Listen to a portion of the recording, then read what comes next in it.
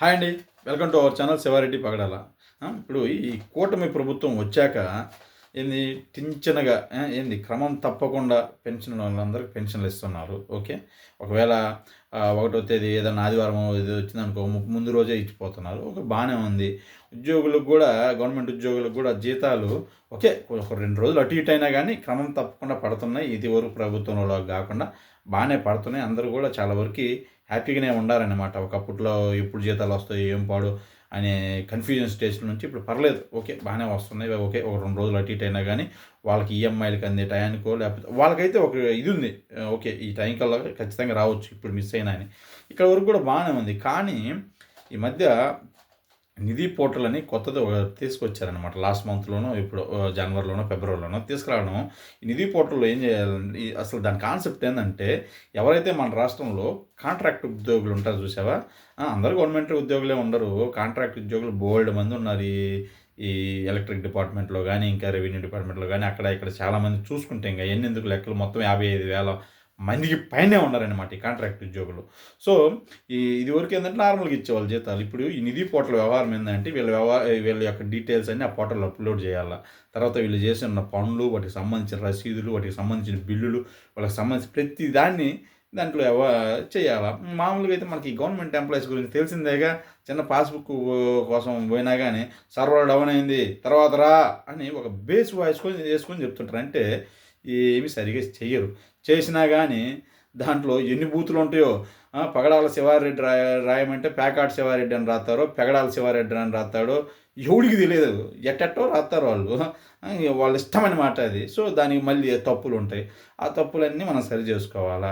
ఆ సరి చేసుకోవడానికి మళ్ళీ నాయనా ఇది నా పేరు కాదురయ్యా, నువ్వు తప్పు చెప్పినవురయ్యా, తప్పు చేసినవురయ్యా అని మనమే చెప్పుకొని ఆ తప్పును ప్రూవ్ చేసుకొని మళ్ళీ ఆ తప్పును మనమే సరిదిద్దుకోవాలా. అంత దరిద్రమైన స్థితిలో ఉన్నాయన్నమాట ఈ గవర్నమెంట్ వ్యవస్థలు. అది నేను దాని గురించి విపులంగా చెప్పక్కర్లేదు.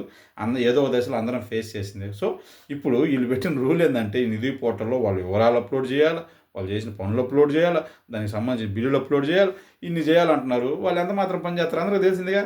ఏం చేయలే. కనీసం 50% కూడా చేయలే.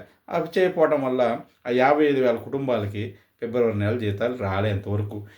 మార్చి నెల జీతాలు రాలే ఇంతవరకు.